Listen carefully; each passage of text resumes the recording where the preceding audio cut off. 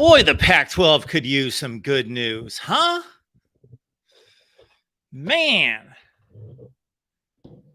Can somebody let us know the last time the Pac-12 did receive some good news? When was the last time? They had a good season on the field.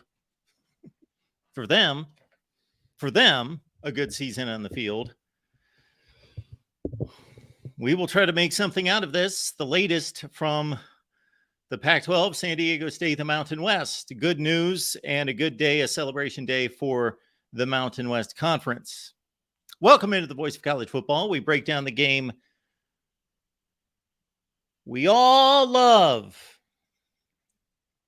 We don't love everything about it. I love just about everything on the field in college football. Not crazy about targeting. It's a good rule. There has to be a targeting rule, but not necessarily crazy about the implementation. Other than that, on the field, and we can't wait to get on the field here in about 60 days. Off the field, starting to wear on my nerves at times. But we will get to the latest. San Diego State says no to the Pac-12. And according to the report coming in from Pete Thamel of ESPN to inform Mountain West, it wants to stay in the league. Now, do we expect the Mountain West to say, you know what? Not going to happen. You've already dissed us. You've already spurned us. You're not coming back. We can't expect that. The Mountain West would like to do that, but to its possibly most successful program overall, if you take everything into consideration, the most successful on the field would be Boise State through the years, but most successful when you take all the conditions and all the circumstances and all the resources and all the logistics and the geography into play, might be San Diego State. I love the Mountain West. I have always loved Mountain West Conference football. One of the drawbacks to doing our late night show that we do here each and every Saturday during the regular season is we go on after the primetime game Eastern time, and to catch up with the Mountain West is a bit difficult. The Pac-12 gets slighted by me to a certain extent, not intentionally, but gets slighted because some of those Pac-12 games, at least two are on late, and some Mountain West action on late that I can't catch. But I love the Mountain West. The Mountain West has been a phenomenal football conference for a long time. And until the Americans stepped up about a decade ago, was by far the best group of five conference. San Diego State, Fresno State, Air Force, and as we mentioned, of course, Boise State, the king of it all, the best group of five, the original Giant Slayers, Dragon Slayers, Giant Killers, Dragon Slayers, got it. But it's been the American Conference. But now with the three schools, the best three moving on to the Big 12, maybe the Mountain West will once again be the conference in the group of five, and keeping San Diego State huge for the Mountain West. Everyone's focused on the Pac-12. Everyone's focused on the Power Five because that's what we care about, mostly in college football. But I choose to first focus on the victory, the celebration for the Mountain West Conference. And we also choose to shop on Amazon, many of us, all the time. So when you shop on Amazon, please use the link in the description section of the videos. Please do that. Grab the link, put it somewhere where you will not forget it. And the next time you shop on Amazon, please use our link.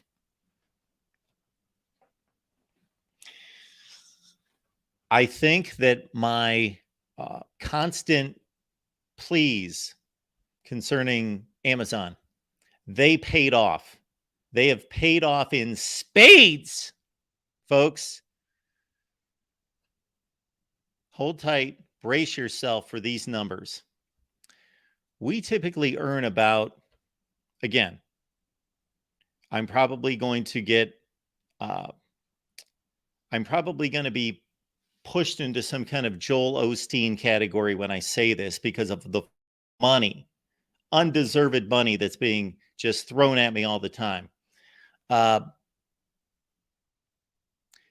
We make about $18 to $22 per month off of the Amazon link. About $18 to $22 per month off the Amazon link. At one point, that was a decent Italian dinner. Now we basically can maybe, well, we can't even go for two at McDonald's. Can't go for two at McDonald's. McDonald's is in the $14 to $15 range for me. So the Amazon link is getting us a McDonald's dinner, a solid McDonald's. No question about that. Now, this past month, with all the constant promotion of the Amazon link, we surpassed $23 this past month. We surpassed. I am quite the salesman. This must be a calling of mine that I have yet to pursue. I need to pursue. I am certainly the master sales pitchman, the master salesman, the pitchman extraordinaire, because I have convinced all of you to use the Amazon link because, again, we're averaging $18 to $22 per month, and we pushed it well in excess of $23. Like we were pushing $24. We were closing in on $24. I think it was like $23.57. I want to check those numbers, make sure they're accurate. Somewhere in the $23.57 range, I want to say. Masterful job by me. Well done, Mark. All right, on to the college football. We do less promotions on here than anywhere I can imagine. So we will be promoting a little bit more here. Come hell or high water. All right, to the news of the day right here at the Voice of College Football, San Diego State. Let's take it from Pete Thamel, then let's talk about the ramifications. Did I mention the Amazon links in the description section of all the videos? Put it somewhere where you will remember it. Maybe I'll mimic a dear friend of mine's father who, God bless him, he's a phenomenal man and still the happiest guy in the world at the age of like 87, and was visiting with him a couple times in the last few weeks. And he just, repeats the same thing about every 30 seconds. We got the Amazon link in the description section, folks.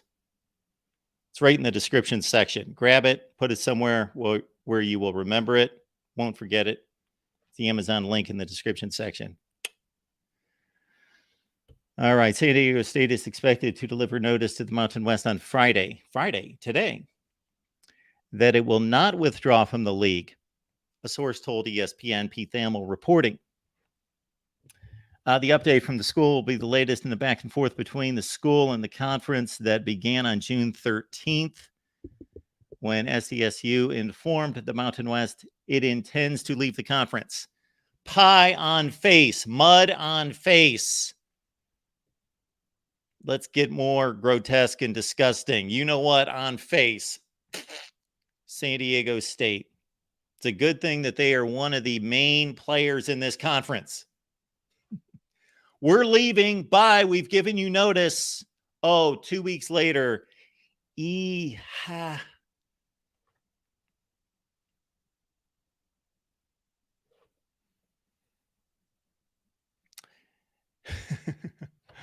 I was about to bring up all sorts of analogies there. We will leave it at that. San Diego State now plans to move forward as part of the Mountain West. The Amazon links in the description section of all the videos here at the Voice of College Football. The San Diego State Aztecs now plan to move forward as part of the Mountain West, per sources, as it does not have an invitation from a power conference. So, I got to tell you, when I first saw this news drop today, I did not dig into it. I was enjoying a nice day off for the most part. So lunch with a friend, hike with a friend, nice day.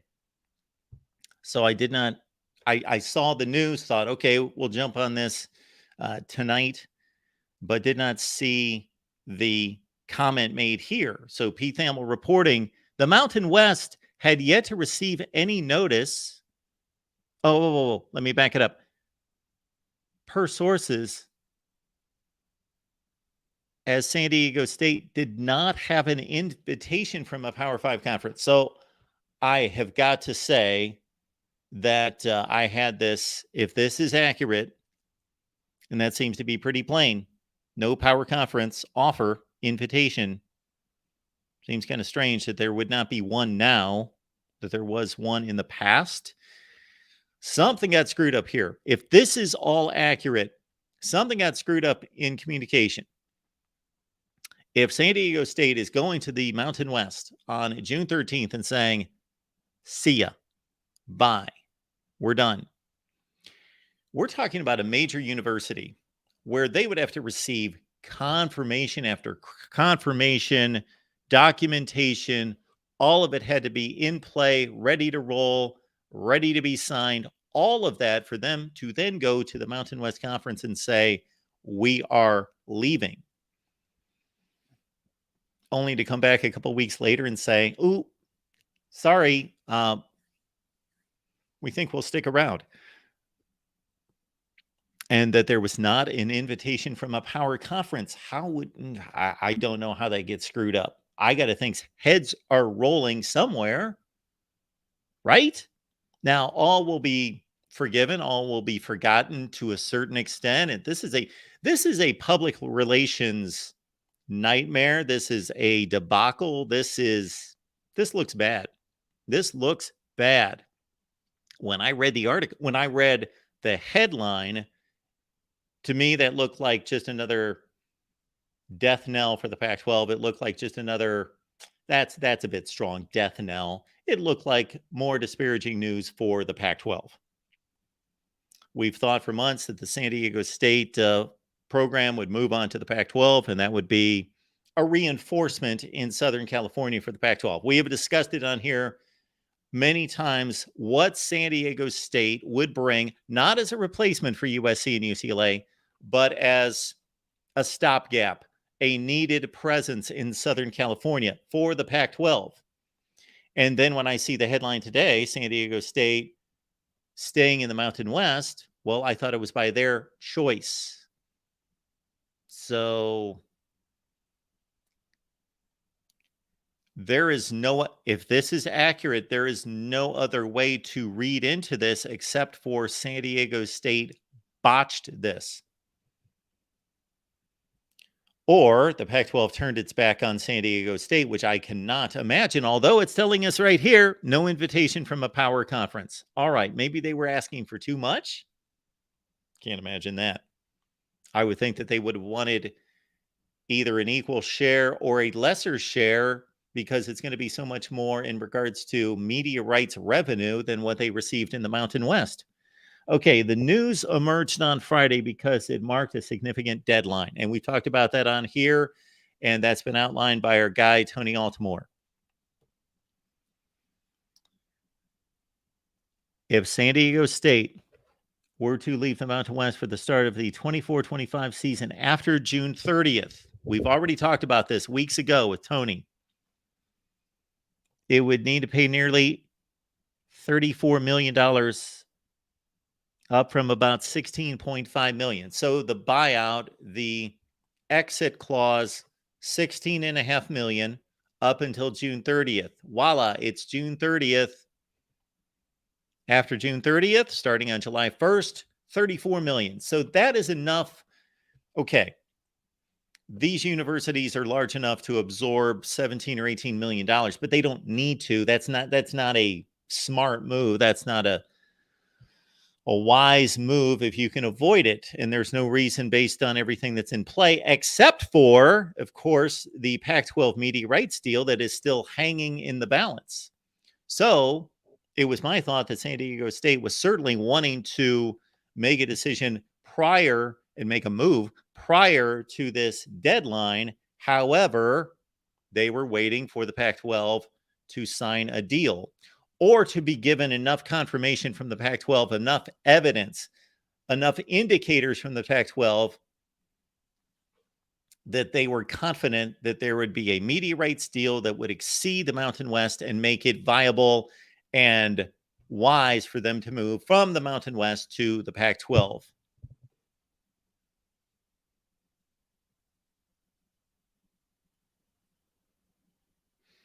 Okay, this is the next point of interest.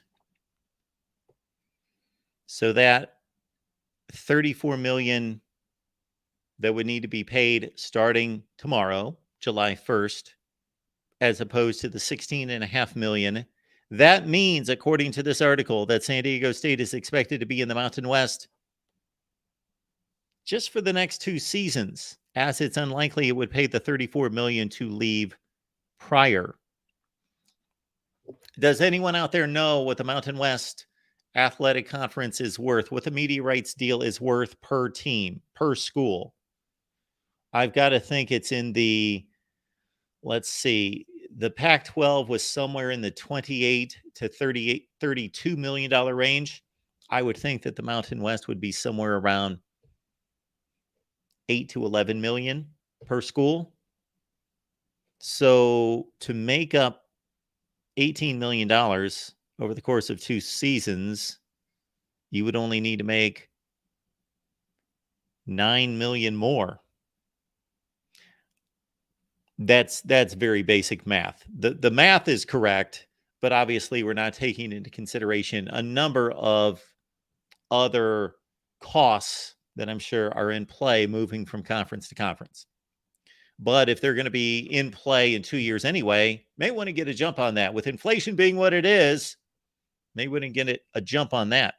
Okay, it's uncertain how the Mountain West will react. Okay. Maybe San Diego State is going to be in limbo. Maybe if the Mountain West is prouder than it is money hungry or territorial, then maybe the Mountain West will say, you know what? You decided to leave. You're gone. You told us you're gone.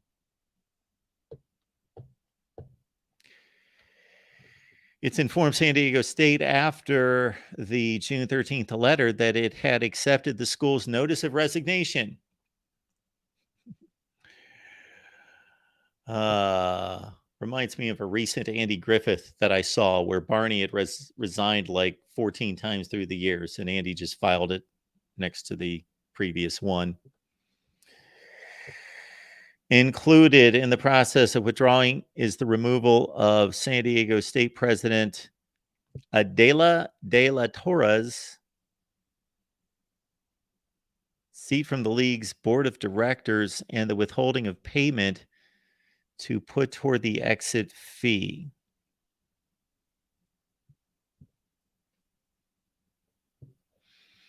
So they've already taken the San Diego State president's board of directors role away and the withholding of payment to put toward the exit fee. The league typically sends out its annual payment, expected to be around $6 million for San Diego State. This week, San Diego State's payment has not been sent per a source. A lot of sources out there. San Diego State's impending decision on Friday comes the day after the Pac-12's board of directors again met for an update on the league's television negotiations. Sorry, I am not up on that. You know that this is not necessarily the place to be for the latest on the realignment BS. I'm interested in the realignment when it's factual, when it's tangible, when we have something to talk about. So I am not discarding that completely. Just I'm not here to report on and discuss every little whim. Maybe I should. Pac-12 Commissioner George Kliavkov gave a more detailed presentation to the Pac-12 board, but sources told ESPN's Heather Dinich on Friday that no deal is expected to be announced imminently. Still waiting on that deal. San Diego State has asked the Mountain West for a month-long extension to essentially see if the Pac-12 could figure out a deal.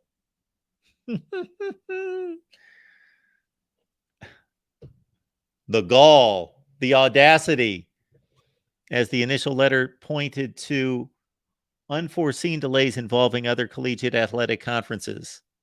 Wow. Hang on. We need an extension. I would love to know the Mountain West's response. I would need something in return for that. San Diego State has been public about the schools working toward attempting to join the Pac-12. They've been public about this in the wake of the upcoming departures of USC, UCLA to the Big Ten. In the Mountain West's second letter to San Diego State, the conference made clear that no exceptions the school asked for, including the extra month, would be granted. Good for the Mountain West. ACC, you may want to take some notes. Take a cue from the Mountain West, ACC. You don't get pushed around by schools that don't want to be in your conference. One more time, ACC. Don't get pushed around by schools that don't want to be in your conference. It makes you look weak because you are weak. Okay, sources had indicated to ESPN that San Diego State was exploring all the options and asked all the questions. San Diego State attempted to leave the Mountain West once before, announcing it would join the Big East back in 2011. In 2013, the Mountain West presidents voted to allow San Diego State back in the league. I miss my crane mic. In 2013, the Mountain West presidents voted to allow San Diego State back in the league. This has already gone on. I forgot about that. Well, I didn't forget about it, but that was not in my mind at the time. So San Diego State can let them know, hey, we'll be back at this in 2 years. San Diego State has been a Mountain West member since 1999 and raised the league's profile and revenue significantly with a run to the men's basketball national title game earlier this year. That's right. The football program opened a new $300 million stadium last season, a home for the program that has won at least 10 games 5 times since 2015. Again, they can pull off this kind of garbage because they are valuable to the Mountain West. Time for your calls, your questions, your comments. We'll take them right here at the Voice of College Football.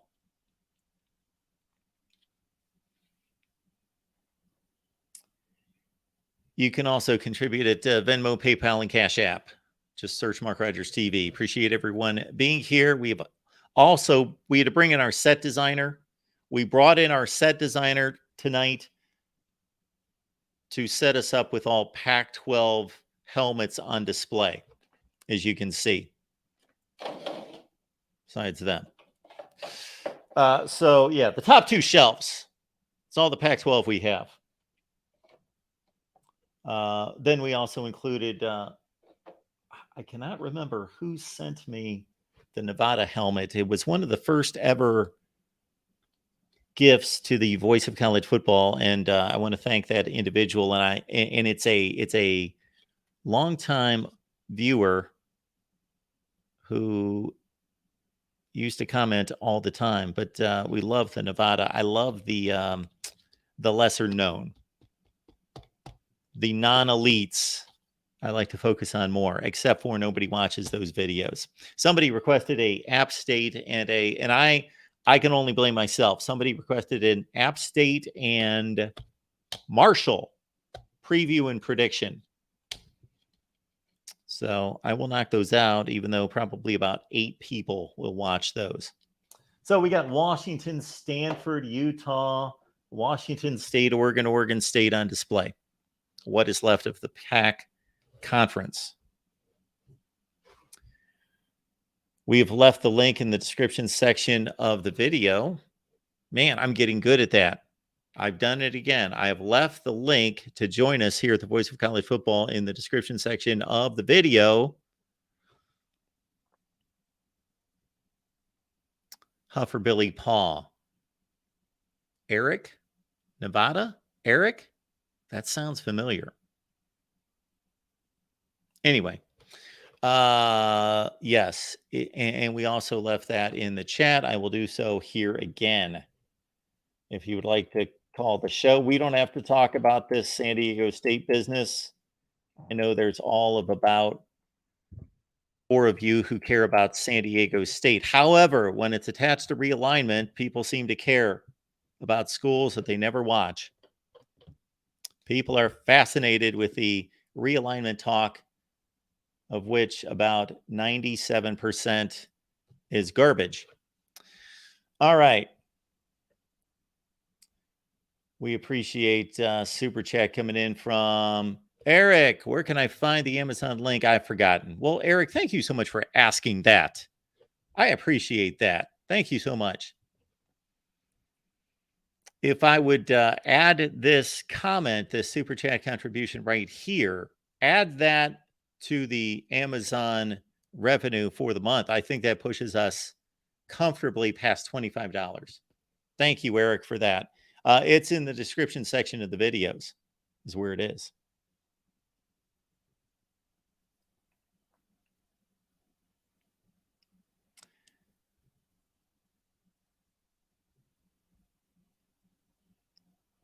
On Wednesday night, we tackled the 1990s. So we are making our way through the history of college football. We are attacking and reviewing every season in college football because we've got national championships that have not been earned. We have other teams that have earned recognition for either national championship seasons or to have been included in a BCS championship game in particular or a college football playoff. And we are righting wrongs here at the Voice of College Football. With your help, we are righting wrongs. Check out the videos. We have done 5 parts. Playoff era, 2 in the BCS. I guess the 4th would have been the 1990s. I guess we did 4 live streams over the last week or so. We will get together and attack the 1980s. What 1980s seasons are under discussion here? Debate. I'm thinking 1983, 1984,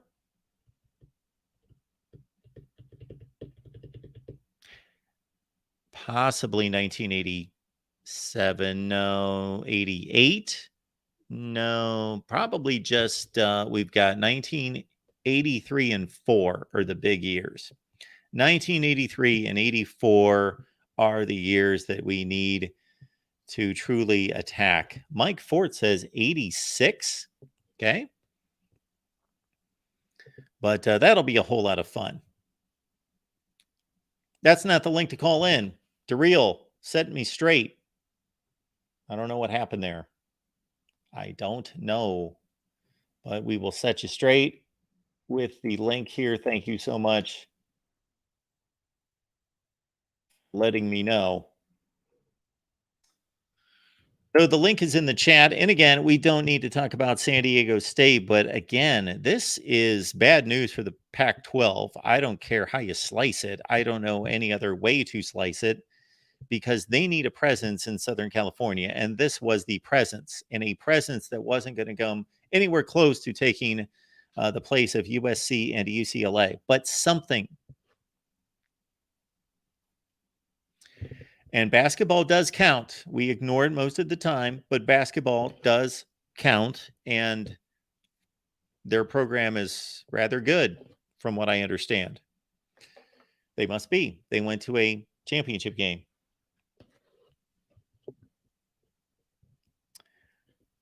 All right, folks. I really don't have a whole lot more. I got to tell you, we have covered the San Diego State deal. Do we have any other interesting commits coming in today?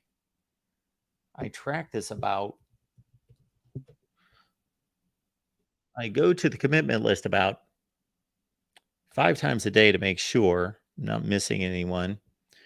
Georgia got a big one today. Michael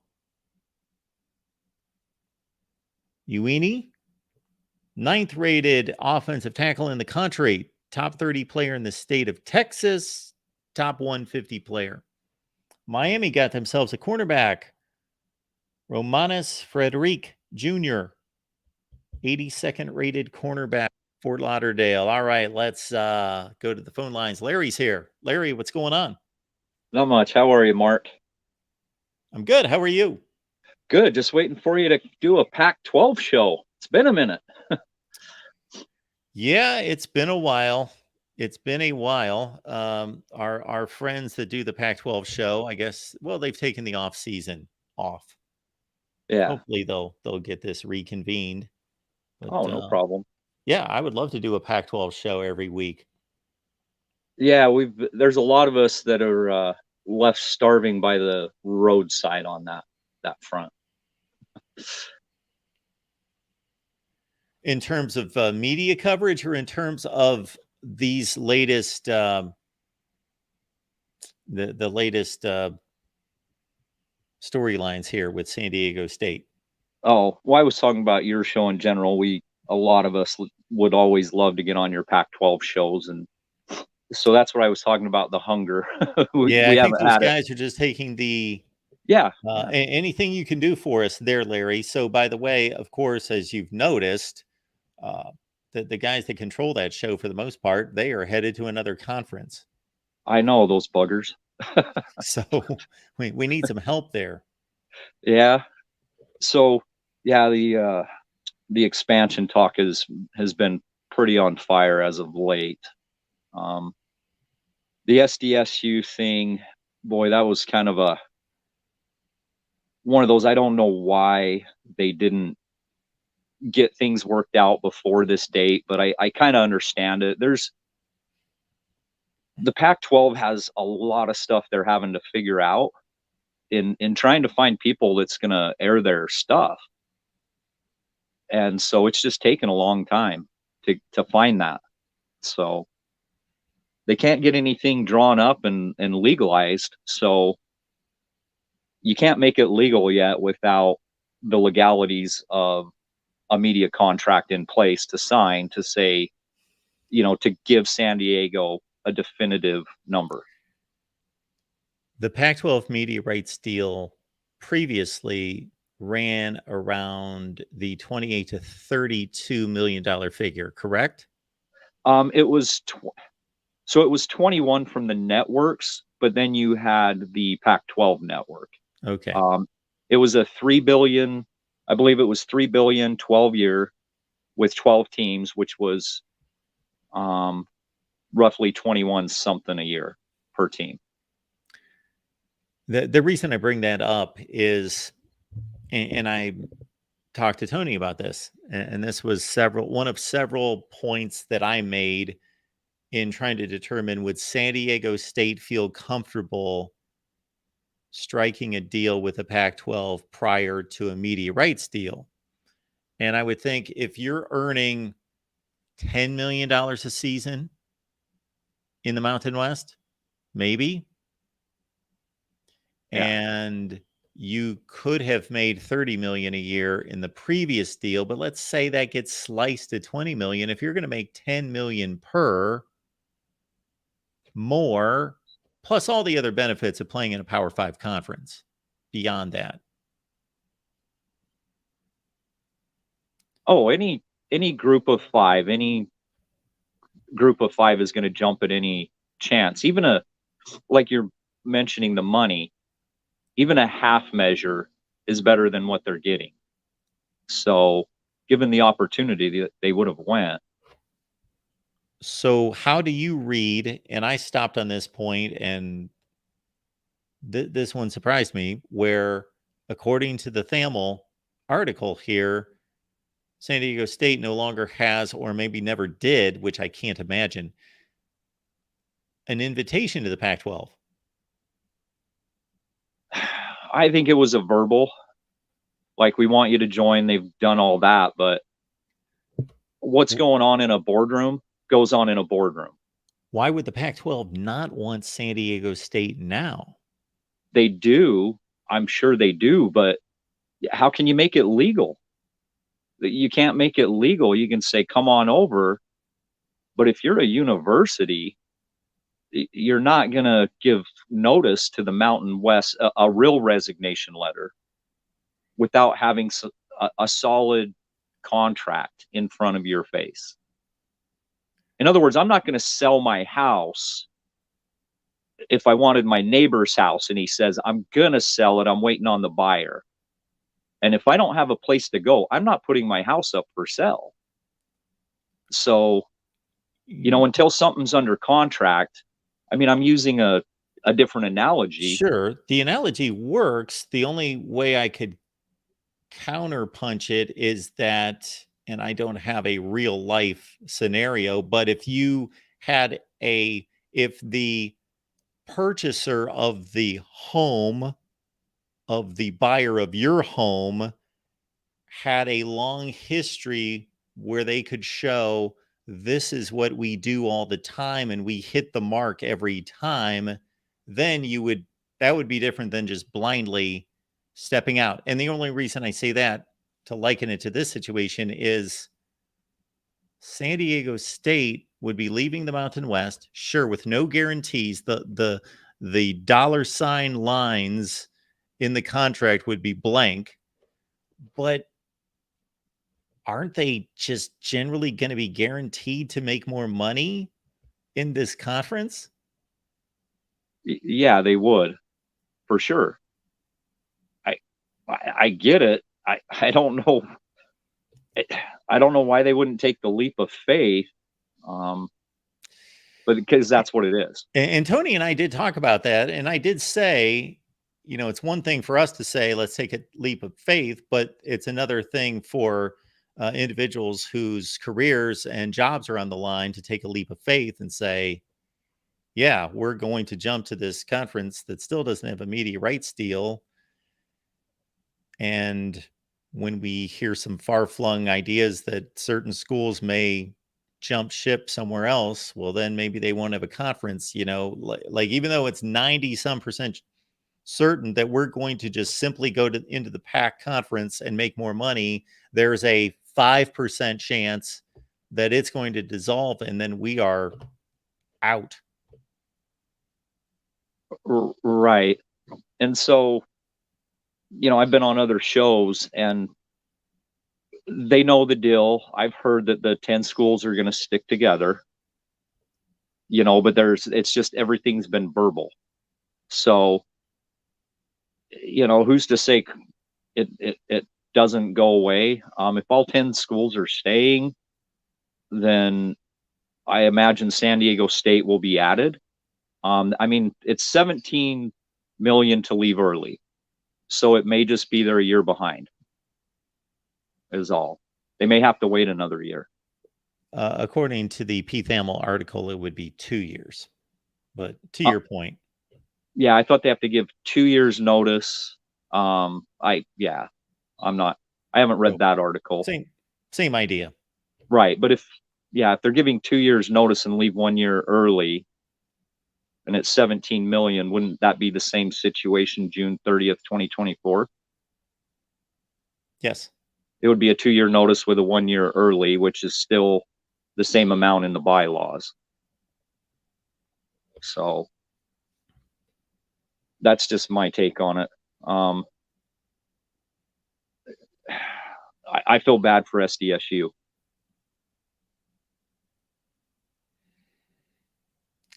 Yeah, they went public with this, so they must have thought this was set.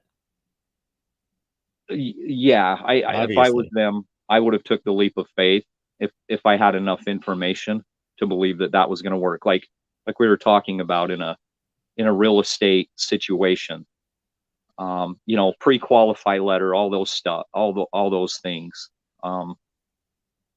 Maybe there just wasn't, the Pac-10 just didn't want to add them at this moment. And that could be another, we just don't know. We're not in those boardrooms. A lot of this doesn't make sense to me. Doesn't make sense to me either. San Diego State was public and with its intent and announced to the Mountain West Conference, we're leaving. The Pac-12 doesn't have a deal. It's lost its two prominent schools in Southern California. San Diego State would be the best possible fit that they could find. They don't have a deal, but now San Diego State's up against this June 30th deadline. I don't know what the disconnect is in terms of why this doesn't work for both sides, Right. except And I mean, the Pac-12 doesn't have a media rights deal. let's be honest, they could also as well say the media deal comes down and everything's signed on the Pac-12 side. And say it's the end of July.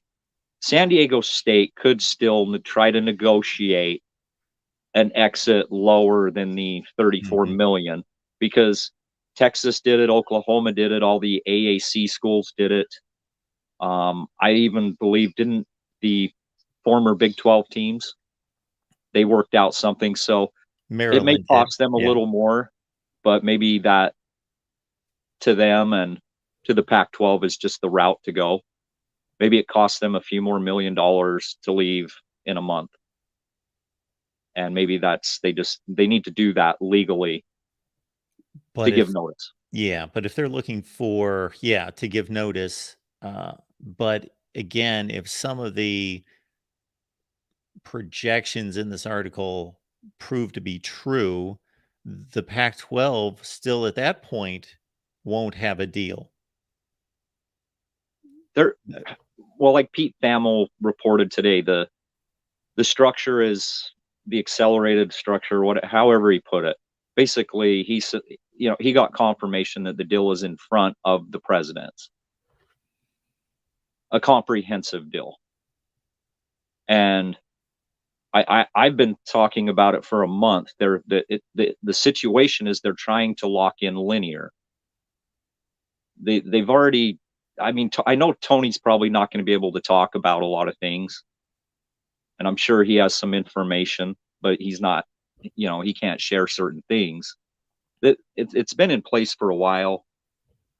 They just need to know what kind of linear they're going to get before anybody is going to sign on. So that's where it's at, in my opinion. And so that's what's been taking so long, is Apple's having a hard time getting linear locked in that's acceptable to all 10 schools. If that makes any sense. Oh yeah, it does. And I'm not in any way, I am thinking the same thing in regards to what the Pac-12 difficulty or holdup is right now. I'm more in a conundrum about what happened between these two. Right. And who knows if we're ever going to know. Those things are in boardrooms that just stay in the boardroom. Yep. So, well, maybe somebody else can come up with a better idea, because you and I are both befuddled. Well, we might have the right guy on the line to do just that here. Anything else, Larry? No, that's it, Mark. I appreciate you. Yeah, thank you. Appreciate you calling. We will keep it moving right here at the Voice of College Football. And speaking of, hey, how you doing? Tony Altimore showing up tonight. Tony, help us out here. How do you interpret all of this? So the thing is this is exactly what they told us. I mean, we're a little bit like a kid who wants a car on their 16th birthday, and their parents say, no, we're probably going to buy you one when you go to college.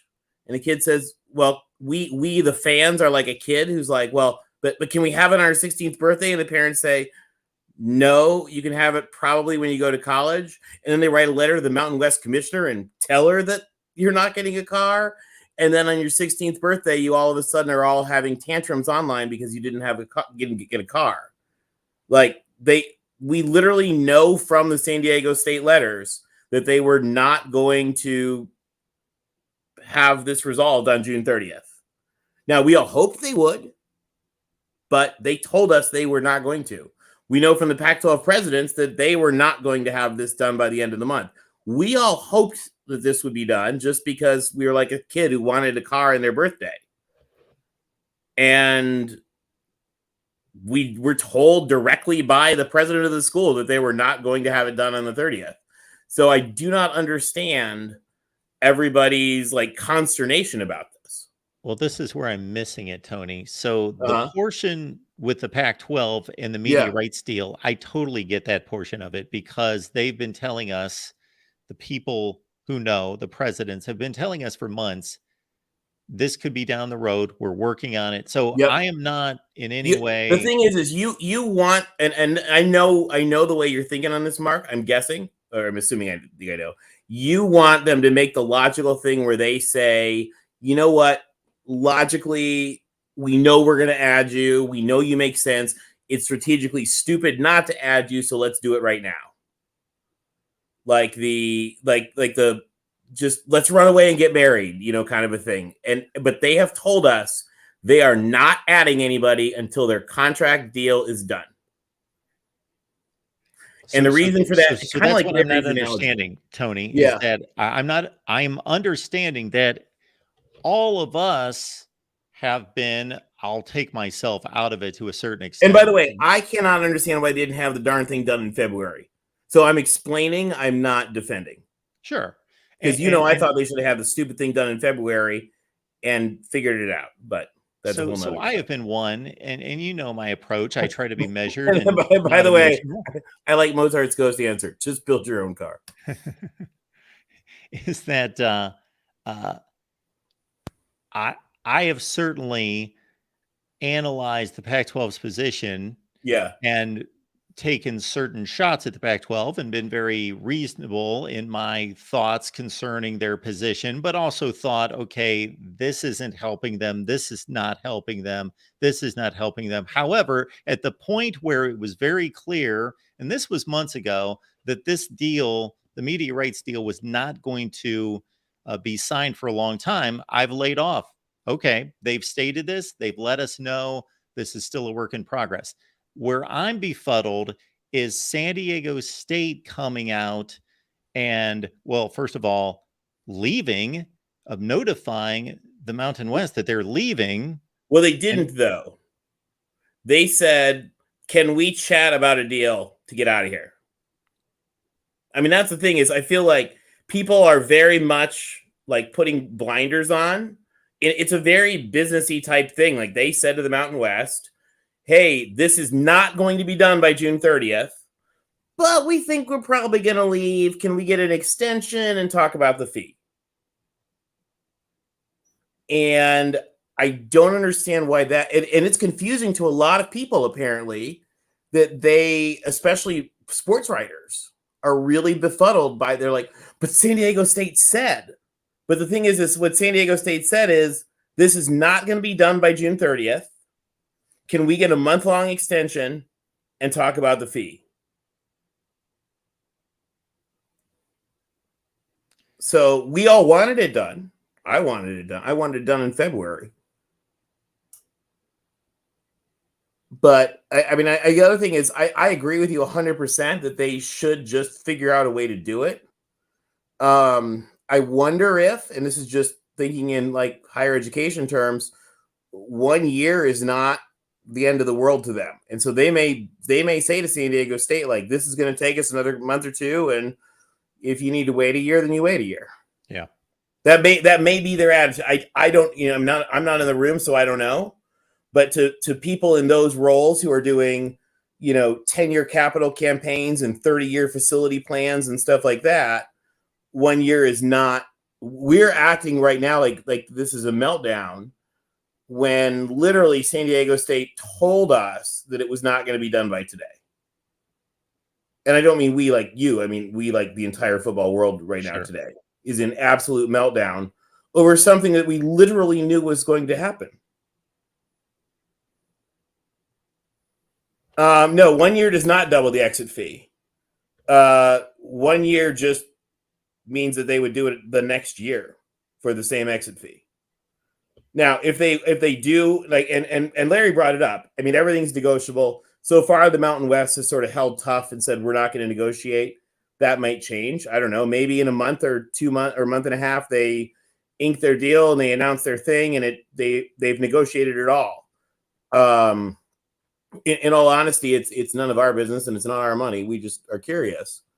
But I'm just befuddled by the meltdown that we're seeing across the internet today when the San Diego State president literally told us in three letters that it wasn't going to happen on today. So I don't know why people are losing, and people are losing it by all means. They have lost their minds about this. And again, I think it's dumb. I say they should have had it done in February. I think they should have announced it. In all honesty, they could announce it in principle. I mean, I look at it and I say there's lots of different solutions to this. I know their perspective is this is what we told you we're going to do, and this is what we're going to do. I also don't know if, and this is entirely conjecture. This could totally be wrong. It could well be also that there's something going on where schools have said, people are they're still a little scarred from the Larry Scott era and the Pac-12 network financial debacles. And they may say, hey, we are not messing around with money.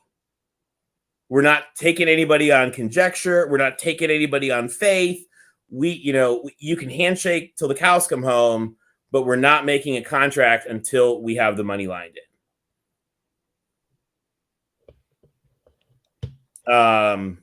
And by the way, it's not, the fee doesn't necessarily double. They may just postpone them for a year. I mean, there's a lot of folks talking about, the fee doubles. The fee doubles if they leave in less than a year. They may say, okay, will you take another year? I mean, for heaven's sakes, the other thing that people are not talking about, which is something we brought up, Mark, we brought it up on your show forever ago, is that usually this stuff takes like a 2-year integration. I mean, look what it's taking to integrate USC and UCLA into the Big Ten. I mean, they're going gangbusters, and that's a 2-year project. So, in all honesty, it's not the end of the world if they're not doing a 10-month integration into the conference. Nobody does that. So that's, that I think it's just, kind of an interesting question that we'll find out what goes on, but I would just encourage everyone to calm down just a little bit, just because they told us they were going to do it, as annoying as that is. I think they should have it done.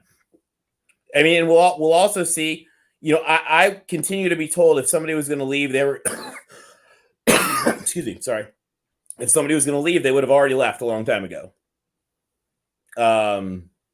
So, it's not really a Big 12 concern from what it seems.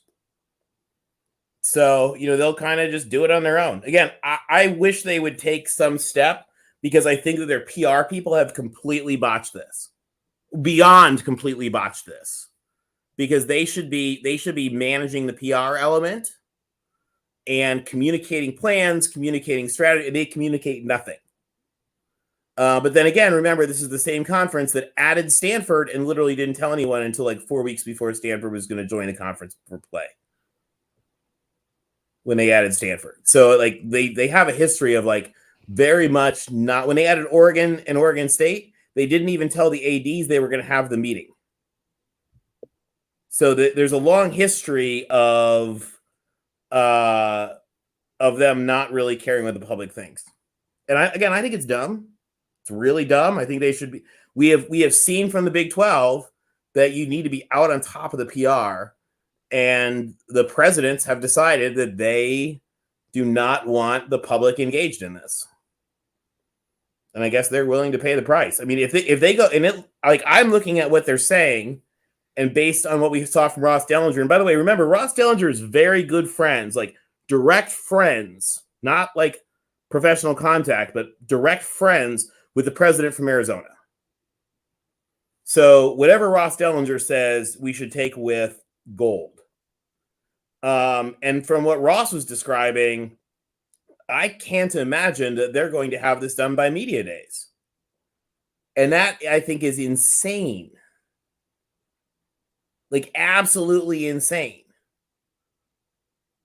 But what are you going to do? Yeah, and our God, he's puts in a position of weakness when they go. No, there's no position of weakness. San Diego State's not involved. They're going to make their negotiation. It's going to have escalator clauses for who they add. and then they're going to add them. Now, I mean, we know that what we're told by the TV folks is that they can't get the TV numbers that they need without more inventory, and that more inventory means they're going to have to add 2 teams, and the TV people are going to want the Dallas and the Southern California market. So again, seems to me like it's pretty dumb. But you know, I'm not in the room, and again, the presidents are the bosses. Like, there's a big misconception that, oh, this is the commissioner and the presidents are just like along. The presidents are the bosses. And if the presidents want something done, they'll do it. And they don't want it done. And again, I think it's stupid, but I'm not a president. Tony, I think the 2 phrases that catch people, especially those of us who are trying to think of this reasonably, is that San Diego State did inform the Mountain West that it intended, if the information I'm reading, and not just based on this articles that I've read. Yeah, no, I mean, I've read the actual letters. Yeah, the intent was given that they want to leave the Mountain West, and that the resignation was accepted by the conference. Well, that's the conference later. The second piece was the conference game. So they said it's kind of like if you said to your job, to a normal person said to their job, I mean, not you, because your job can be anywhere. Hey, I may be moving out west, and so I may have to resign next month. And your job said, okay, so you're quitting. And you said, no, I don't really know yet. And your job said, well, you better decide. And you said, okay, I'm not quitting yet. I mean, that's essentially what happened. Now, again, I'm not defending because I think it's stupid. I think they should figure out a way. I think they should get it done. I think they should make the offer formally as they need to. Huffer Billy, I think it's stupid. Huffer Billy, I think they should have had it done in February. I think they should have announced San Diego State and SMU in February.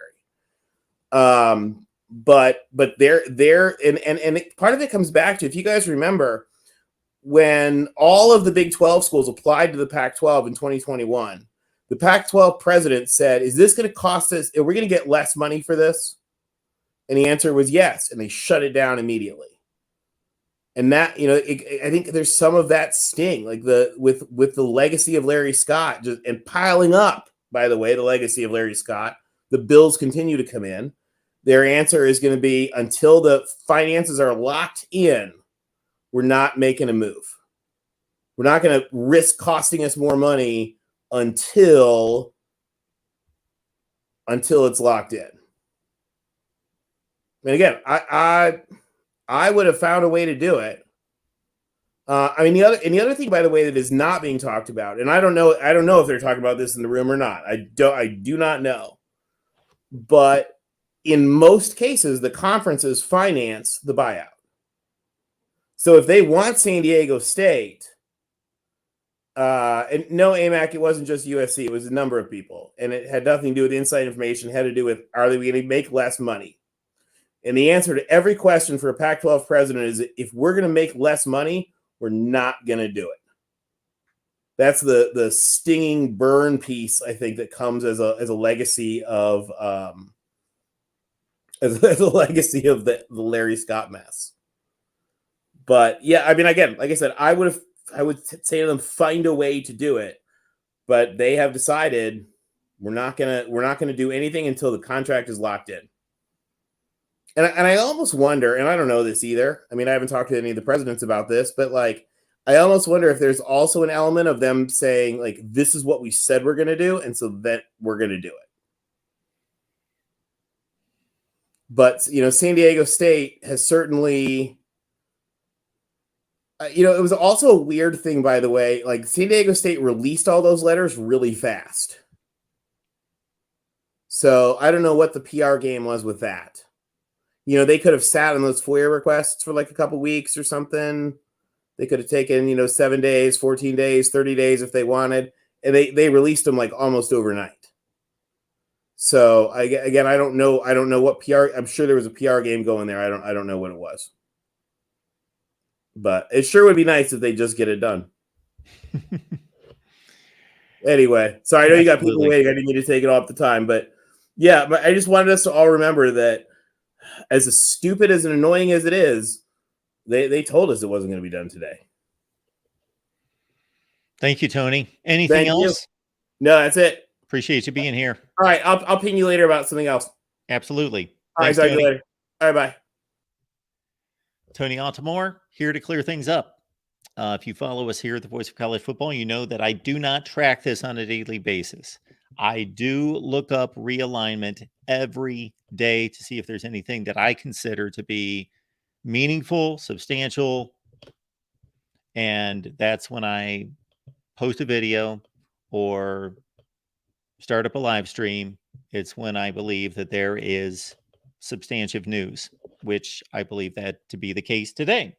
Welcome into the Voice of College Football. We got the real MVP on the line. Hey, Mark, how you doing? I am doing just fine. How are you? I'm doing good. I think I'm doing much better than the Pac-12 is. So, Mark, I understand Tony's points, but from a PR perspective, and if you're SMU, what are you thinking about right now? Because SMU's been one of those teams like San Diego State University that's right there that's going to join the Pac-12 eventually. What are you thinking if you're them right now? Well, if I'm SMU, I don't know how much communication they've had and how much collaboration with San Diego State. Because, for example, when the Big 12 was seemingly in trouble after Oklahoma and Texas left, it wasn't as though UCF made a decision to join the Big 12, a floundering Big 12 that could have been picked apart, and Cincinnati made a separate move and decision and so forth. They understood what the other ones were doing, and they agreed together and knew that they would together solidify the Big 12. So I would think first and foremost that there would be communication between the two, understanding that neither one of them moves the needle considerably. And as Tony had pointed out in regards to inventory, that the Pac-10 looking for two more components to replace in terms of TV inventory would be looking for two. But San Diego State's obviously front and center because they were challenged with this deadline. But I got to think that there's some level of attachment between the two schools. Right, and that's my thinking, because if you're SMU, you're kind of like, I'm thinking, I want to see how it's played out with San Diego State University first. And seeing this perceived debacle, I'll put it that way, is I would have fears about it. Because, Mark, it seems like the Pac-12 doesn't have a plan. And that's concerning. Or it seems like they might have had a plan, but it's been horribly executed.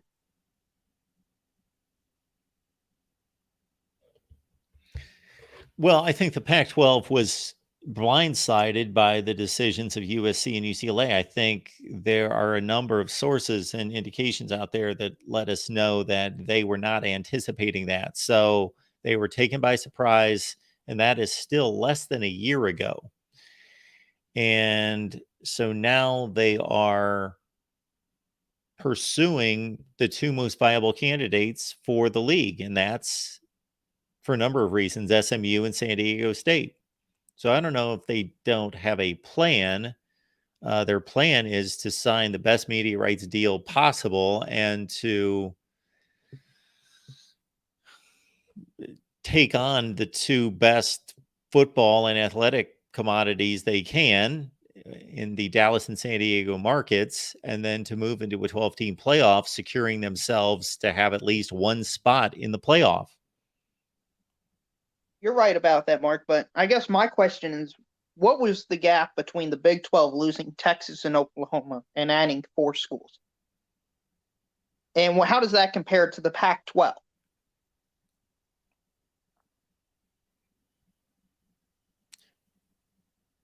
Well, they're okay. So at the point in which, yes, the Big 12 acted quickly. The Big 12 also had 2 less schools, but acted quickly.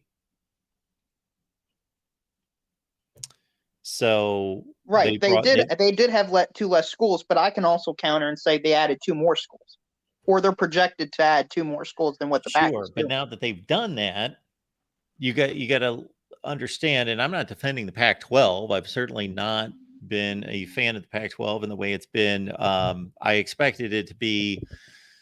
It was not handed to Klyavkov in a great place. So this is almost like going from president to president, depending on your politics and who you think is doing a good job or not doing a good job. And one president did a poor job and he handed it off to another president.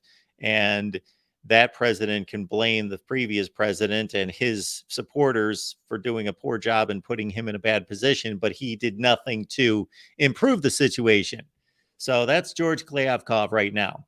My biggest knock on his, and I was impressed with his resume. I was hopeful for the Pac-12 because they were moving in a different direction. They were going in a more progressive direction with a guy who understood media rights, who understood entertainment, who understood streaming, who understood, the future, who was entrenched in Vegas, and maybe Vegas would become a centerpiece of the Pac-12 in a number of ways. Pac-12 championship games, which of course it has. So he implemented that.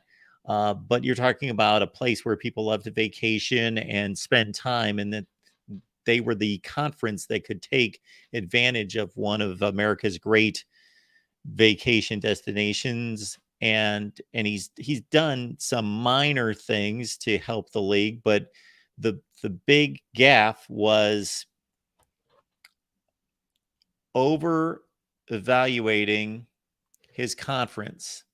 And instead of jumping at these networks to get the first spots, the first place in line, and to secure your position, even at a reduced rate, he waited and let all or most of the inventory be taken up by the likes of the Big 10 and the SEC and the Big 12 and the ACC, based on what they've already taken in terms of territory. And then the new agreements even taking up more space. And now he's in a position where they're not needed. The Pac-12's not needed by anyone.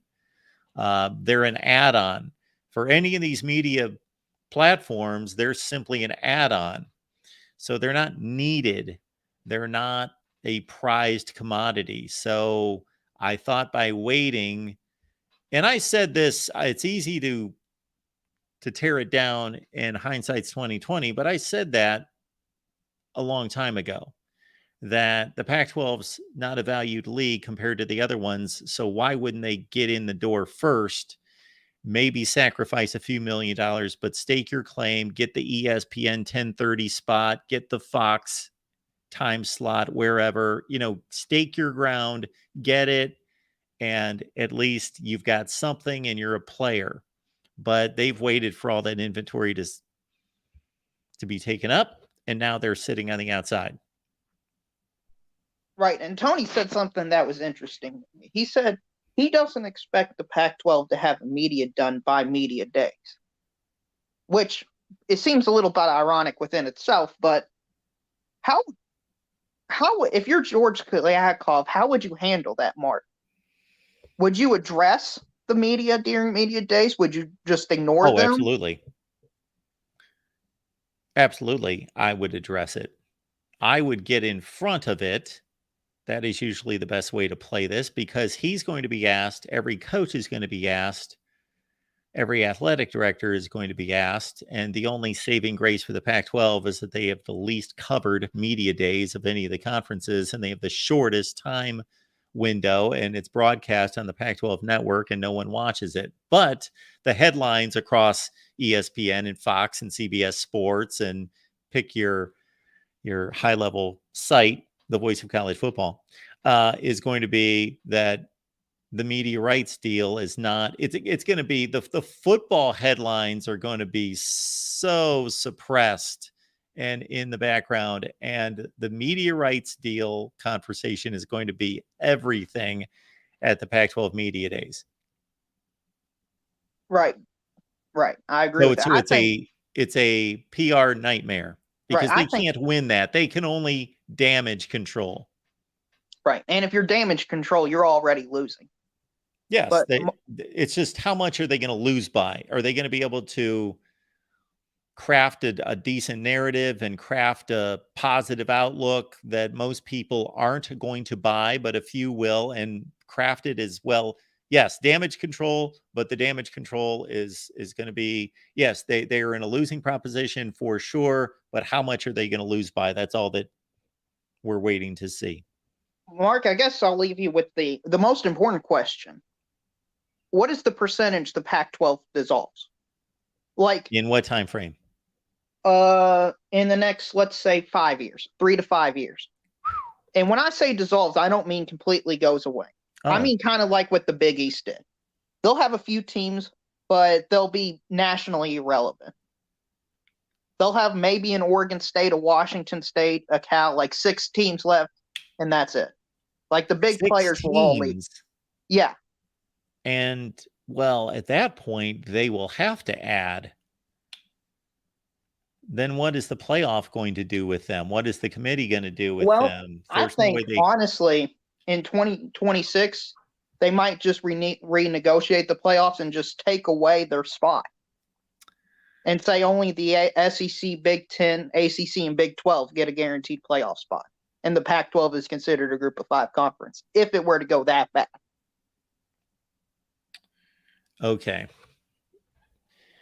Anybody who thinks that they really know the outcome is a fool, because none of us do. So this is strictly, I don't even want to call it an educated guess.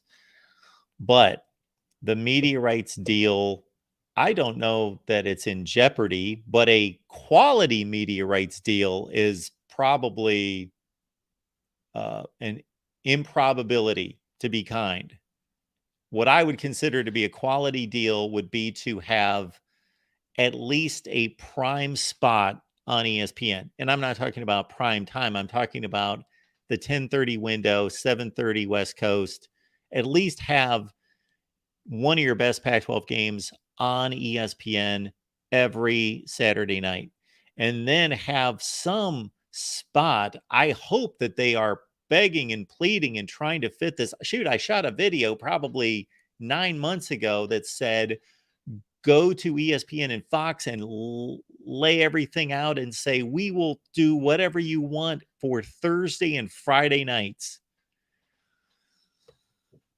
To me, that's a good media deal. The best that they can do at this point, to have some prime territory Thursday, Friday, and Saturday on those 2 networks.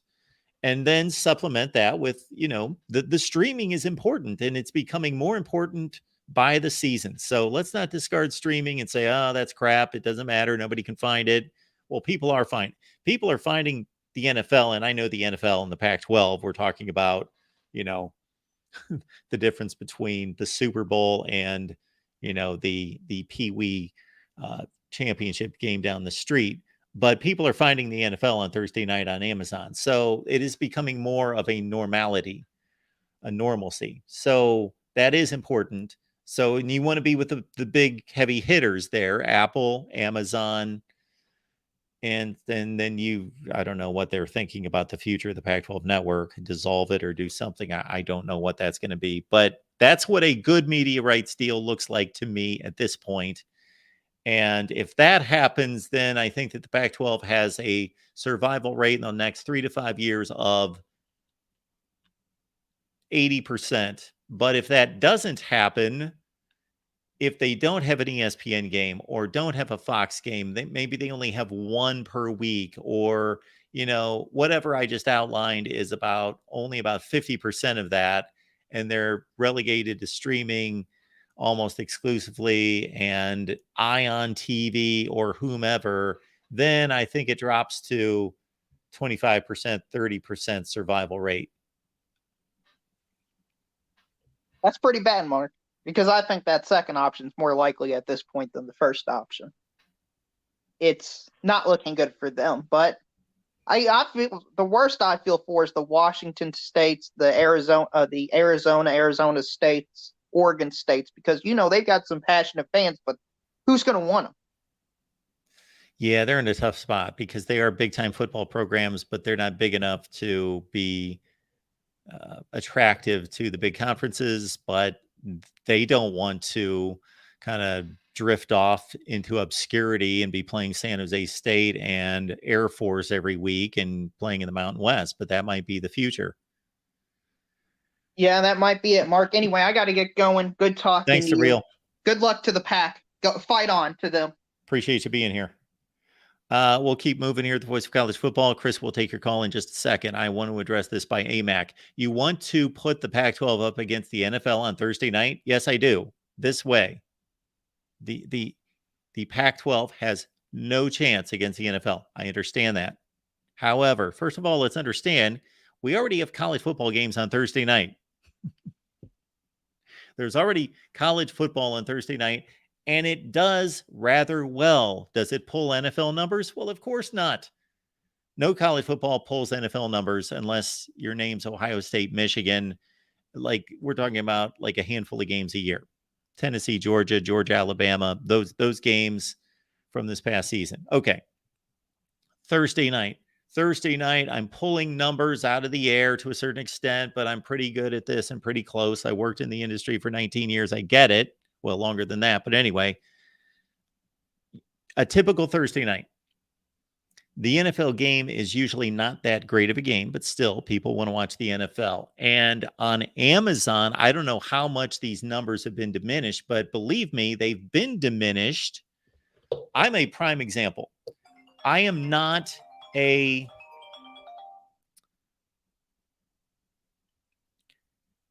hang on just a second.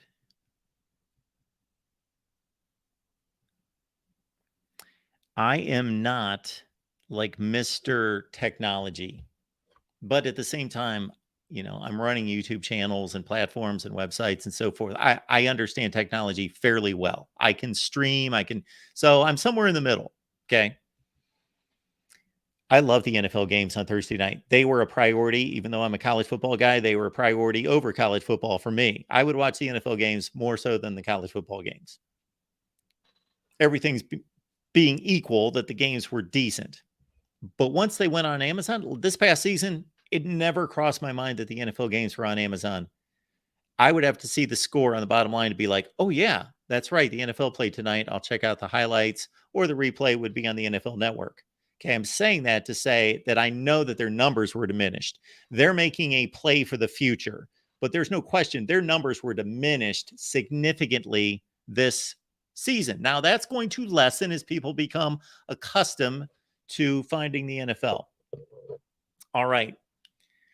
Point being here is that there's already college football on Thursday night. And I understand for those conferences, they're not the Pac-12 and needing the type of viewership that the Pac-12 needs. We're talking about the American Conference typically, or a Conference USA game, or there were quite a few college football Power 5 games being played on Thursday nights, but not the top level games. Yes. But you start early. You start before the NFL. You play after the NFL. You are on the West Coast. Okay. The NFL is going to kick off at 8:20. Okay. You know what? You kick off at 6:30 Eastern. 6:30. I would kick off at 6:30 on Thursday night. Then I'm deep into the fourth quarter. I've at least started the fourth quarter when the NFL game kicks off. I'm only going to speak for myself and my viewing habits. If I want to watch the NFL, and that's my number one priority on Thursday night, is to watch the NFL. It's the Texans and the Titans. Okay? It's not the greatest game in the world. That's what it typically is. Texans, Titans, NFL game. But let's go mid-level Pac-12, the Washington State-Utah game is 37-30 early in the fourth quarter. This is at least my approach. I don't care if I miss the first quarter of the NFL game. There's also something called a DVR. So I start to DVR the NFL game. I want to see 37-30, 12 minutes left in the game. I'm watching the rest of this Pac-12 game. If I turn on the NFL and I either DVR it or because you can catch up easily, or it's 7-3 with 6 minutes left in the first quarter. Who cares? So you stake an audience, hoping you've got a good game.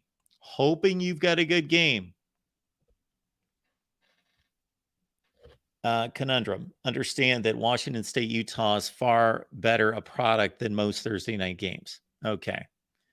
You folks, some of you just don't understand. You don't have to have the number one game of the night to make money. You just don't understand the process here. The other portion is you play after the NFL's off the air. You play your game and you kick off, and you can kick off in some level of obscurity, but most of your viewership is on the West Coast, and it's not 1 o'clock in the morning. It's 10 o'clock at night in the fourth quarter, and the NFL game's over, and you're still playing the third to fourth quarter of your game. Okay. I am finding alternatives, folks. I'm finding alternatives. These are not remedies. There are no remedies for the Pac-12 that is going to elevate it to Big Ten and SEC status. None of you have those answers. Just giving alternative options that should be reviewed and looked into. All right. Welcome to the Voice of College Football. Chris, how you doing? Good. What's going on tonight? Oh, well, I was just going to ask a couple questions. Sure. I think part of it was, I think what they were hoping to do, if I'm not, and if I'm wrong about it, just let me know. But I think there was is it a new contract? I'm not really sure, but the buyout, I think, was going to be substantially higher if they weren't. Yes. I don't know that they had 18 million more. Well, I don't know exactly how much more, but so you said it was 18 million more? Yes, according to ESPN and a number of other. So they went from what, about 30 million to, it was about 30 million to 50 million. I really don't know, but we're talking about San Diego State from 16 to 34. Oh, okay. So it wasn't quite as high as I thought it was then. But anyway, maybe they were just hoping to capitalize on that part, if they didn't have to pay as much to leave. I mean, that's kind of a smart move, I guess, but I think that's probably what it was all about. So kind of covered the bases, I guess, as far as, if they had the option, or if they were invited with they wanted to get that option, I think, to where they wouldn't have to pay as much to leave. I'm thinking, I could be wrong, but so are they gonna be under a better deal now that they are? I mean, without having to, they didn't pay an exit fee. I'm assuming they stayed in the conference, right? They didn't actually have to pay. According to the ESPN article and others, San Diego State is staying in the Mountain West. Now, that doesn't mean that they're permanently staying in the Mountain West, but as of right now, they are staying in the Mountain West. Yeah, and unless I'm wrong, Mark, and again, you can correct me at any time because you know a lot more than I do, but that league's been around for quite a while. I think it was 1998 or so, and I don't think they had 12 members initially, but I don't think they've really lost anybody, have they? I guess they did. They lost TCU and Utah, and but was there anybody else? Would that be it? BYU. Yeah, would be. BYU left too. So BYU joined from the WAC, correct? Went to the Mountain West, and then the Mountain West was I think it was actually at one time. Well, that's not gonna. I was gonna say they were the WAC, but what it was they kind of separated themselves from the WAC, is what I think happened. You had this big WAC conference that had like 16 teams in it, and I guess some of the teams that were in the WAC weren't completely happy, I don't think, with the situation, so they created their own conference, is what I think happened. I don't know the exact details, but so what ended up, the end result of it was you had two different conferences from one, basically. I think they added a couple teams to make it maybe a little bit even, I guess, but they were both part of the WAC for about 3 years, I think, before they split in half. It split in half, and then I think it added a couple teams too to kind of, I think they both went to 9 or something like that, to make it worthwhile, instead of just splitting right down the middle. I think they both added a team. But and then I think the Mountain West added a couple more teams to get to 12. And then when the other teams left, I think they added about 2 or 3 more to get up to 12 again. Am I wrong? Yes. So as we just mentioned, I've got it in front of me. Yeah, BYU, Texas Christian, and Utah Oh, it was Utah. Okay. all left in 2011. Well, TCU in 2012. I don't know why I didn't know if it was Utah. Anyway, yeah, I should have known that. But I knew that they were all in that conference. But of course, those three, or at least Utah, I think, left, and then TCU, I think, left for the Big 12. And then Boise State, Fresno State, Nevada, and San Jose State and Utah State all joined in 2012 and 13. Oh, I see. Well, at any rate, so that's been almost 10 years. So they've had 12 teams for, I guess, about 10 years. So I don't know if that's been a good arrangement for them. I don't know if they've done pretty well. Do you know? I think it's a tremendous conference myself. Not to interrupt you, but just for my, own information or whatever, I kind of know how to put teams in the right order. I mean, you might not agree with the order I put them in. I mean, which is okay if you don't, but what I found out, assuming that I'm doing it correctly, and it might surprise you a little bit, and it didn't really make a whole lot of sense to me in all fairness, but I actually have Air Force and Boise State they're getting real close to being, at least from the angle that I look at it from, which, like I said, you might have to suspend disbelief to kind of buy into it, but I have them both kind of moving in close to the top 20 as far as moving forward. Now, I know they were only like in the top 40, I think, at the end of the last year, but yeah, as far as their record, they both had a really good record. And so at the top, I think at the very top of the conference, which, like I say, is like Air Force and Boise State and maybe even Fresno State. I mean, they're not the best teams, but they're not terrible, though. I think they're pretty good, and people look at it like maybe a little differently, like, well, Boise State, they're not as good. The angle you're going to get is, well, they're not as good as they were. They lost to whoever it was, and Wyoming or whoever it was. You say, well, if they're losing to Wyoming and UTEP, and because they did, well, they're not as good. But I kind of look at it differently. I kind of look at it like those other teams are maybe starting to make a little bit of headway. I mean, I kind of think what's happening actually is I think the Mountain West is actually starting to move up a little bit. But I don't know if you share that opinion. Well, I think that the Mountain West has had a few years here recently that it's not been quite as good. I do think that it's been up until about 8 or 10 years ago, it's been the class of the Group of Five conferences. But certainly, well, when those top-notch schools joined, were roughly at the same point that UCF took off and Houston elevated, and Cincinnati then a couple of years later started to elevate, and the American's been the best of the Group of Five conferences. But the Mountain West, I think, has been a tremendous conference. Now, not quite as good the last few years with the likes of, there really hasn't been, since Boise State has somewhat declined. That's a strong word, but somewhat declined. No one to really challenge nationally. Well, they're not dominating anybody, Mark, but I think, the first thing was that they left the WAC, which I think that was, that's kind of I thought, maybe you don't share this opinion. They left the WAC to go to the Mountain West, and I think they had to play for at least a year. I don't remember. I think maybe even Utah they played. I don't really remember. I mean, it's been long enough ago now that it's kind of hard for me to remember, but I think they're playing better teams and so they're not probably going to be quite as dominant is what I'm thinking.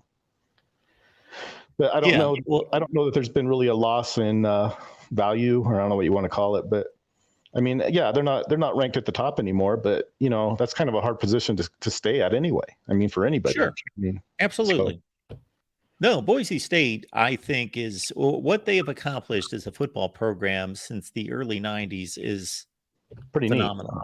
Yeah, it's pretty, in Central Florida too, really. I mean, I know maybe Boise State's probably done more with what they've had with less, I guess, than what UCF has done. But, I think you have to kind of tip your hat to UCF too for, sure. they're kind of two of them have done it actually. Well, look at them. They're in the Big 12 now. Sure. Right. But I'm just talking about just winning on the field. Boise State has the best record in college football in this century. Now, of course, they haven't played the schedule, so I'm not comparing them to Ohio State and Alabama. But in terms of a winning percentage, as you well know, they have the best winning percentage in college football this century. They've been remarkable. The only indication I get in that they have not been able to keep up to their previous standards is not so much how they've performed inside the league. It's been more about how they've performed outside the conference. Well, I tend to agree too. I think they, And I kind of wonder, is their coach Andy Avalos? I can't really remember. Yes. Maybe they lost to UTEP, but again, it's like I'm kind of a glass half empty, half full guy. I don't know. It's like, well, if they're losing to UTEP, they're terrible. Well, that's only if you look at UTEP as being terrible, which I know most people probably are going to look at it that way. But it could be that UTEP maybe is, they weren't terrible last year, and they weren't very good. Don't get me wrong, but I kind of wonder if some of these programs that we don't tend to really think about, if they're not. I mean, I don't really know for sure, but I'm kind of thinking maybe some of those programs are, I mean, it takes a long time, I think, to get to where, for anybody really, get to the top of that mountain or whatever. And so I'm kind of wondering if even like a UTEP or Wyoming, I guess they lost to Wyoming, if some of those programs maybe aren't a little bit better than maybe we're wanting to admit. And I don't know that it really matters. I just, like we could talk about San Diego State. I noticed this is where I think they're about, I don't know if you want to agree with this or not, but I think it's about like adding a Connecticut is what I think it is. I mean, you're going to get a real good basketball team. And maybe, I'm not going to say they're not a good football team, but they're not a great football team. And I don't know, have they ever been a great football team? I mean, they've been decent. So I think your comparison has a lot of merit to it, certainly from a basketball standpoint currently. And I'm not a basketball guy. I'm not a basketball expert. I did cover it for a number of years, but have not for a long time. Certainly San Diego State's as good as Connecticut right now, but they don't have anywhere close to the history of UConn basketball. Oh, no. Well, no, I but didn't mean it in that regard. And from a football standpoint, San Diego State has been much better than UConn over the last 10 years. I think so. See, that's the thing I don't really necessarily agree, because I did that composite rating or whatever. Yes. And yeah, San Diego State ranks higher, but not like 6, maybe not even that many, like 4 spots higher. I mean, it's like not even enough to really even worry about. I mean, don't think that San Diego State's had a better football program than UConn in the last 10 years? Well, I didn't base it on 10 years. I based it on the history of the program. So I have them about the same is what, if I'm doing it right. San Diego State has gone 7-6, 12-2, 4-4, 10-3, 7-6, 10-3, 11-3, 11-3. Well, they've been 7-6, 8-5, 9-4. UConn's not been anywhere close to that. Well, I mean, I guess that might be true, but I remember when they were in the Big East, I guess they still are. I remember they were surprisingly Randy Edsall. I actually thought, it wasn't necessarily the first team we thought about. Was it 2007? I remember that. I mean, they were surprisingly good. I mean, it wasn't, maybe it didn't surprise everybody, but it was like, oh, look, you have UConn playing West Virginia, and like the winner's going to be the conference champion. And, I think West Virginia beat them pretty bad, but at least that year. But yeah, it was between those two. And, they almost won a conference championship. I mean, you can't really do that without being pretty good. But I mean, that's only 1 year, I know. But yeah, in the last 10 seasons, UConn is 56 games under 500. Well, I know recently they've been pretty bad, but I mean, as far as like you talked about the basketball, I think haven't they won like 5 national championships? That's what I thought I heard. Yeah, that sounds right. And it's almost all of them, I think, have been since 1999. I think they've actually won 5 national championships. And you don't do that without being really good. You just don't. I was going to ask you something else. There was like should USC get a national championship? Well, okay. You don't mind if I change the subject, do you? Sure, go right ahead. We'll end it on this, by the way. I don't want to waste your time, but the way I look at it, Mark, and maybe I'm old school. I mean, yeah, we could start giving give everybody a trophy sort of thing. I don't know. I don't think USC didn't close the gap, but I don't know that they finished to where they should get a championship. What year are we talking about? 2008. Okay. And Tim, I have nothing against him as a person, but, they didn't want to play Oregon State or whatever reason he was giving. It's like, it didn't really make sense to me. I mean, something like, every team has a slip up or something like that. Well, I don't really care what the reason is. If you lose, I mean, you have to own it. But Florida lost too. That's the point. Well, no, but anyway, I crunched the numbers, and like I said, whether I did it, people can probably throw doubt at it, I guess, but I have Florida finishing first, and actually not only finishing first, but finishing in the red or whatever. to where it's like they're the top team. So I don't know why we should have to like have these debates about. I mean, unless you just don't think I'm doing it right, which we shouldn't have debates because you crunched the numbers and decided that Florida was number one. That's why we shouldn't have debates. Well, I guess if the question is whether they finished it close enough to where they could still challenge, I guess we could have that debate. But yeah, I think if there's any credence to what I do, then I think I'm not saying it's necessarily the last word on anything, but because I don't know that it is, but I'm not going to throw Florida under the bus just because USC didn't play as hard as they should against Oregon State. I mean, I don't. Okay, I can't speak for Tim. Tim's a USC fan. I'm speaking for the exercise that we're going through. I'm not throwing Florida under the bus. They are maintaining their 2008 national championship. I am simply saying that there were other teams that season who earned a national championship roughly just as much as they did. Well, it kind of depends on where you want to draw the line as far as whether they the same. If you look at the numbers, I put them on that web page or whatever, so you can look at them. And I'm not fudging it. I mean, you have to take me at my word, I guess. I'm not fudging it. Oh, I'm going to add a couple points to Florida, right? So I'm going to no. They finished above the mark that I think is where they need any team actually needs to finish to get the title, and they're the only team that did it. So I don't know how close. I mean, I don't know what else you can say other than that they did what they had to do. So if you want to give it to USC too, I guess go ahead, but I don't really understand why we need to do that. Well, we don't need to do anything. We run a college football channel, and we're going through an exercise where we are reviewing seasons to determine was that particular team a rightful national champion, because there are certain seasons in which there are either teams that were recognized, voted on as the national champion that did not earn the spot, or there are at least other teams that earned it just as much as they did. Mm-hmm. Weren't you trying to give one to Kansas? I mean, am I wrong about that? I mean, I don't know. I did the same thing with 2007, and of course, in that situation, actually, LSU didn't get enough to get they were actually under the mark that I set, but they still finished first. So again, it's kind of the same thing. Yeah, we could give one to Kansas, but well, we're going through two different exercises. In your exercise, and there's nothing wrong with it, but in your exercise, there's going to be a team that's 1, a team that's 2, a team that's 3, a team that's 4. In my exercise, I am looking at, okay, what are the records of these teams? What was the schedule? Did they play one another? And if two teams, for example, let's take 1994, for example, Penn State goes undefeated.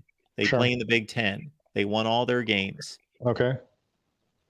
Nebraska play in the Big 12, win all their games. Sure. I guess it was the Big 8 at the time. Okay. Anyway, win all their games, win the Orange Bowl, etc. Yeah. I am not going to differentiate between those two teams because they both were top-level teams that played remarkable schedules in top-flight conferences, and they both went undefeated. Therefore, I don't feel it valid to say one of them won a national championship and the other did not. Well, I don't know that I am either. Is that the impression you got from me? I don't think there's anything wrong with what you're doing, but you are coming up with a list 1 through whatever. So there is a number 1 team and a number 2 team and a number 3 team. Unfortunately, these teams, I would love to be able to go through history and say there's only one national champion for every season. Okay. But they didn't play the right games to determine that every season. Well, okay. The right games were not played most seasons to determine rightfully a national champion. What do you mean? I guess I'm a little bit confused about what you're trying to tell me. Okay, when Nebraska and Michigan are both undefeated and they don't play each other, then you cannot distinguish who should have won a national championship. Yeah, and I have that as a split title. So there you go. Well, I mean, I don't know. I mean, but I have Michigan finishing first too. So I don't know what to tell you, but I guess that's about all I have to say. I was going to say one more thing. I don't know if you wanted to recognize Utah or not. I don't personally probably wouldn't. But if you do want to recognize Utah, I don't know how you cannot recognize BYU because they have basically the same record and the same rating number. I just thought that I'd let you know that because, I mean, I don't know what your attention will be, but if you want to recognize Utah, I don't know how you cannot recognize Brigham Young for the same record and the same I mean, Well, that's we're just talking about 2002, Utah in 2008. And we're talking about BYU when I in did that 96 here. or 84.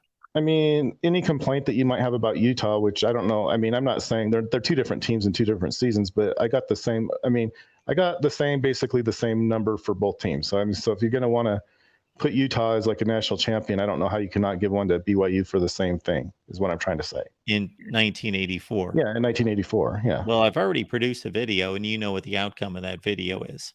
Well, I understand, but you're entitled to your opinion. I'm not even saying we might even have the same opinion if you want to know. I don't even know. I don't know how if you've even watched.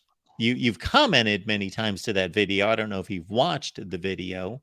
Yeah, Maybe you have. Maybe you've watched it 10 times. I don't know. I've seen it. Okay. So, do you understand my conclusion on that season? Yeah, I mean, I might even have the same. You know, the weird part is I might even have the same opinion you do. It's just that I expressed it differently. I don't have BYU finishing first, but the reason it's for a different reason than you, though, is the only thing. I actually think the right thing to do would be to split the title, but you probably don't want to do that. So that's what I would probably do, but that's because I try to be fair. But I mean, I don't know. And then I don't take a title away either because I don't think that's really fair either. It's not fair. Yeah. To take something away from somebody, I just don't like that sort of thing. It's like, well, there's a better team. Well, there might be a better team. It's like we don't really know.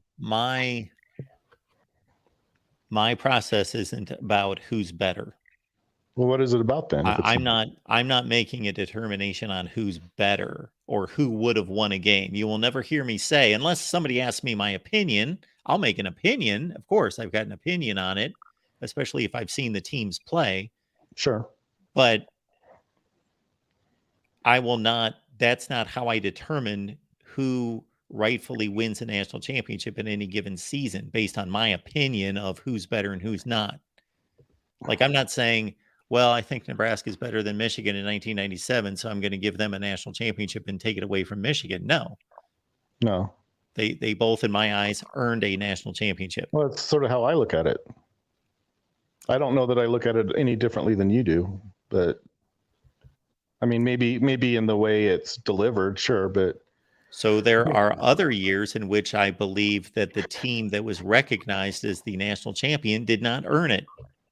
Yeah, it was like 93 or something like that. But I see, again, that's where I don't know that I agree, because I think when you have a team like Florida State that has to, I mean, they have to come through it. I mean, we could say, well, oh, Nebraska, they almost won, you know, and make the field goal at the end, they win or whatever. But, well, they didn't, though. You know what I mean? It's like that's not what I'm basing that opinion on. Well, that's what some people were basing that judgment on. That's what some people were talking about. Oh, if they'd have made that field goal, that means it's Nebraska. Well, yeah, but they didn't make the field goal. I mean, at that point, I'm basing that on there are two teams that have one loss and one of them beat the other. Okay. But I think, didn't Notre Dame have 2 losses that year? Or am I wrong about that? No. Oh, they only had 1? If they had two, then we wouldn't be discussing this. But they did lose, though. Yes. Okay. Well, who had the better team then? It's kind of, that's. I don't know who had the better team. I know that they both lost 1 game and Notre Dame won head-to-head against Florida State. But you're gonna give the Florida State not the title and give it to Notre Dame then? Is that what you're saying? Yes. I mean, okay. Well, it's fine, I guess. There was one other season I was going to ask you about, and because I don't know if you already covered it. I think in '88 we got to look at Notre Dame as possibly being the national champion because they did beat the #1 team, and I know at the time that wasn't really like the. I mean, I'm not going to take it away, but I think we ought to at least look at that. You know, maybe you'll do it anyway. Wait, Notre Dame is the national champion. 89. I'm sorry. Oh, 89. Okay. Yeah. I think once again, that's a situation where 2 teams had 1 loss and Miami won head-to-head in rather dominant fashion. I understand. So you're going to, okay, now I understand maybe your logic a little bit better than I used to. So that's where I might disagree then and say, I think the better team was Notre Dame, even though, because I don't really look at it as closely as you do, I guess. I think the better team might have been Notre Dame, but I know. Well, so let me clarify my stance. 1989, you had Notre Dame and you had Miami, and they both finished. Let me finish. You had Notre Dame and you had Miami, and they both went 11-1. And Miami beat Notre Dame 27-10. Now, let's say I personally just thought that game was a fluke and Notre Dame was really the better team. And in my eyes, they were better. I wouldn't let that get in my way of saying they both went 11-1. Miami won head to head. They won convincingly. They are the national champion. Well, no, I mean, I don't know that you're wrong. I'm just saying that's not how I do it. I'm not taking anything away from Miami. I just get a different result. And it's really not even me that does it. I take the numbers, and what they tell me is that Notre Dame had a better team. But if people You just don't told want me to a second ago that you're not into taking away national championships. I'm not. Well, Miami was the national champion in 1989, and you're now taking it away and giving it to a team that they beat by 17 points. Yeah, but I think Miami lost a game too, though. I mean, it's like it wasn't like one team lost and one team didn't. So, I mean, yeah, I mean, you could give it to Miami and they'd be all right, but I don't know that that's necessarily the best way to do it. But I mean, there's not really a problem with it, but I don't know that that's the fairest thing. But that's probably not what I'm going to do. But I mean, that doesn't necessarily mean you're wrong. It's just not the way I do it. But the way I do it isn't necessarily. I don't know that there's anybody that necessarily likes my way anyway. But it's like, for example, it's like we could give USC a title in 2008, but I don't think they deserve one. I don't really understand what the point is. If this was the NFL, you could watch a Super Bowl game between two teams that had the same record and tell me that the loser comes out number one in your formula and you are giving them the Super Bowl championship.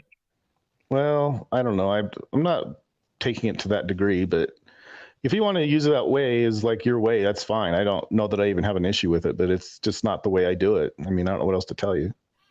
That's not how I do it. Well, thanks for the call, Chris. I appreciate it. Have a good day. Have a good night. Good night. Bye. All right. So Kenny, thank you so much for the super chat. And I want to go back to that previous statement we had on the screen concerning the year 2000. And I hope that Clint is still here. Kenny, thank you so much for the contribution. When Neil Brown loses his job this year, who do you think we should get as a coach? Be honest. Well, I'm always honest, so you don't need to worry about that. Be honest. Go WVU. Kenny, thank you for that. We've got a West Virginia channel. If you're not aware, please head on over to the West Virginia channel. We've got our guy Wolfman, Mr.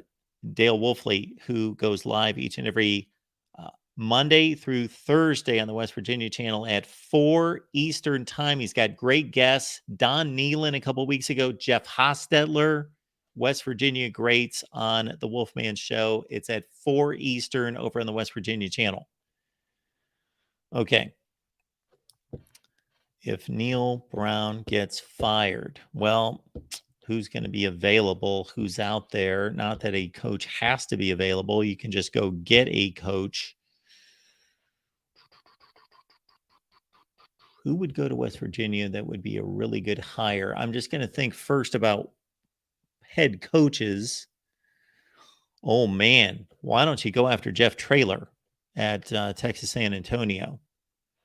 Okay. He's the first guy that comes to mind that I think is a legit candidate and could be a remarkable hire. R.U.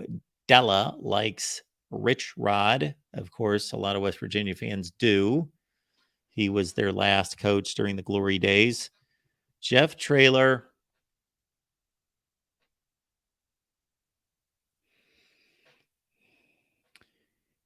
You know who's a really good head coach, and he recently said that he would get back into coaching under the right circumstances. And this may seem like an odd fit. However, he did travel from west, where he spent his entire coaching career, to go east and coach in a neighboring state, and that would be Bronco Mendenhall. I don't know if he's ready to get back into coaching, but he is a really good head coach. Again, Jeff Traylor, Bronco Mendenhall.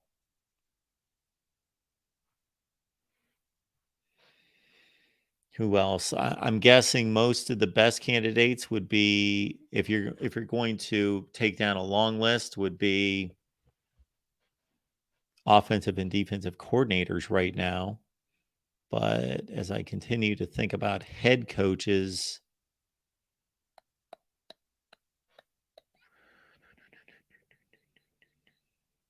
I gave you two good ones. Two good ones. I don't know if you could get Lance Leipold away from Kansas. There's a thought there. Three good candidates.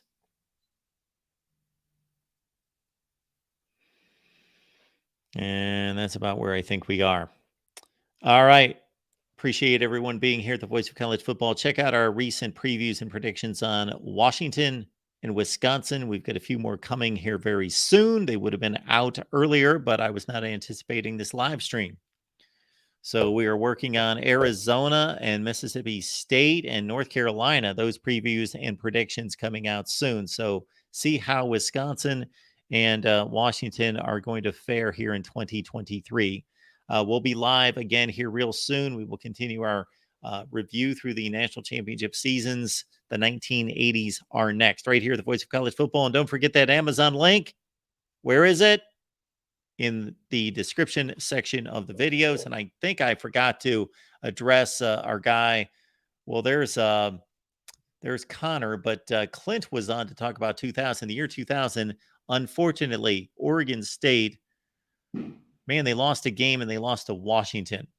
Unfortunately, can you imagine if Oregon State could have pulled off that win against Washington? They lost by a field goal on the road in Seattle. Otherwise, would have loved to have seen the Beavs in a national championship game, BCS championship game against the Oklahoma Sooners. But can't give you a national championship when OU finished at 13-0 and the Beavs mighty impressive at 12-1 after defeating, or 11-1 after defeating Notre Dame, just annihilated Notre Dame in the Fiesta Bowl.